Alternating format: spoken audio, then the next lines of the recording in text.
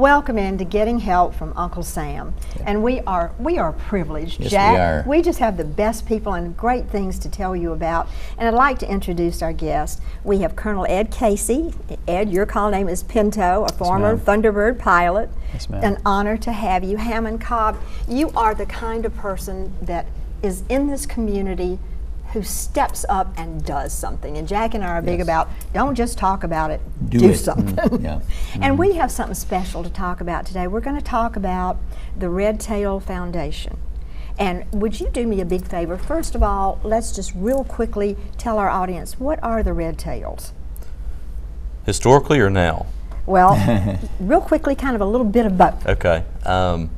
Well, obviously the Red Tails was the Tuskegee Airmen that was born in Moton Field in Tuskegee, about 30 miles from here. An enormous, unbelievable legacy that they've left. And we kind of feel like what they did now is as true then as it is now, which is they used excellence to overcome barriers in life. And that still applies now. And so that's really what we want to do, is help people who want to work hard and do well, be excellent, and overcome all the barriers. One of those barriers is that 2% of pilots right now are African American. And so there's very limited access to aviation for really all people, but especially minorities. And so Rich Peace and Colonel Sparrow kind of got together and said, there's this huge need in aviation. There's this huge missing component of minorities in aviation, and there's no better place to bring that back to life than where the Tuskegee Airmen were founded. Because really, our mission is to make sure that this was not the birthplace of the Tuskegee Airmen, but where that legacy lives on. So it continues to be, it doesn't just happen and that's it and it's history and it doesn't move forward. We continue to make history and to enrich our country. Go ahead. Well, the question I have, is it more that it's not available to the minorities, or the minorities have not chosen to get into it at this point? And do we need to encourage them to get into it? Absolutely. And it's just very expensive. Okay.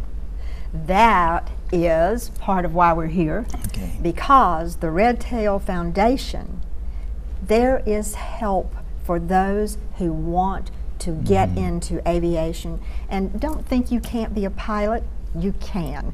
And actually, Ed, would you tell us a little bit about the foundation and the need for the pilots?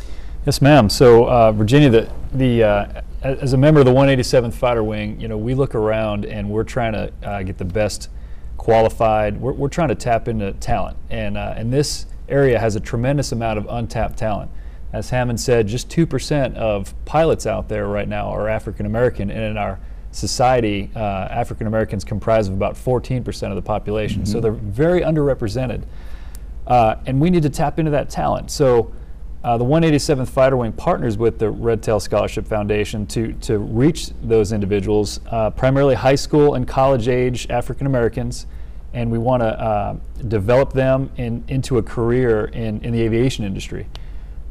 Numbers that are pretty staggering, and you may have seen some headlines that have been out there. The Boeing Corporation, which is obviously very interested in staffing not only pilots, but maintenance technicians, cabin crew. Sure. In the next 20 years, they just projected, last year they did a study, they projected over 2 million personnel will be needed to both fly airplanes. It was 637,000 pilots, 648,000 maintenance technicians, and about 800,000 cabin crew in the next 20 years. That's globally. So there is a tremendous opportunity, a tremendous need to fill these positions that obviously the commercial aviation sector is very interested in. But as it relates to us here in the 187th Fighter Wing, again, we want to tap into that talent. We want to give these African American folks that have not had these opportunities to get into the aviation industry.